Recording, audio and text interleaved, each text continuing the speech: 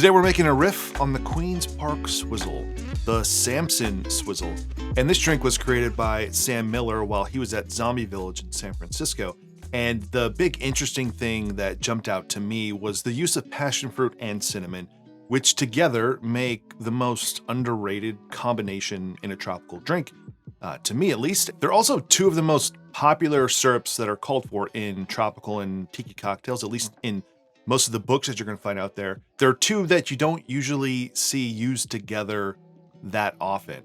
So before we jump into it, let's talk a little bit about the rums for this one. Sam calls out specifically to use Real McCoy 3 as well as Rum Bar Gold. Rum Bar Gold has been phased out, at least in the United States, so you might not be able to find it. Instead, they now have Worthy Park Select. If you don't want to use that or want something else, Appleton Signature is probably a good sub in here, but you would preferably find something that's a little more affordable, that's 100% Jamaican pot still rum. Now, a slight trigger warning to some of you, because this recipe has two ingredients that call for 1/3 of an ounce. And for those of you that are fractionally challenged, that can be incredibly confusing. Just think of it this way. A third is between a quarter and a half. Is that correct? It is. Okay. So just go somewhere in between, maybe a little bit closer to a quarter, or do a fat 1/4 ounce. But the idea here is that you're going to need a little bit more sweetness than just a 1/4 ounce each on its own.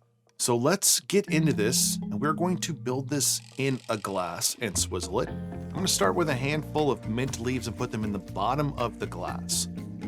Next, I'm going to add 3/4 ounces of lime juice, 1/3 an ounce of passion fruit syrup, 1/3 an ounce of cinnamon syrup, 1 ounce of our Real McCoy 3 or another light Barbados rum, 1 ounce of Rum Bar Gold or another lightly aged Jamaican gold rum. Now I'm going to add some ice about 3/4 of the way, and I'm going to swizzle it. Now we're not muddling this at all. We want to leave this mint intact at the bottom. It's going to slowly and gently release the oils and the aromatics throughout the entirety of the drinking. I'm just messing with it. It just looks prettier when you don't mess with them at the bottom. And I almost forgot, we want to add a splash of soda water. You could do this before adding more ice, or you could do this now. Add a little bit more ice and swizzle some more. Finally, I'm going to garnish this with some mint and an Angostura bitters float.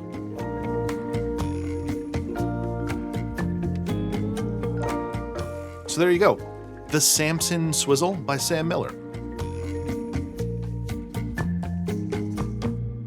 All right, let's try it. Cheers. So that's fantastic.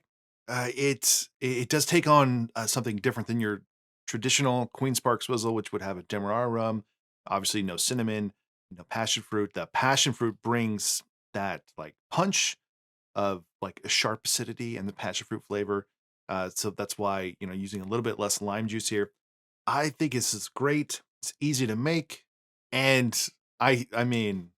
You'd have to make this with a 1/4 ounce of each and then a 1/2 ounce of each, but I think 1/3 of an ounce or a little bit more than a 1/4 works perfectly because it's not too sweet. It doesn't need any more sweetness.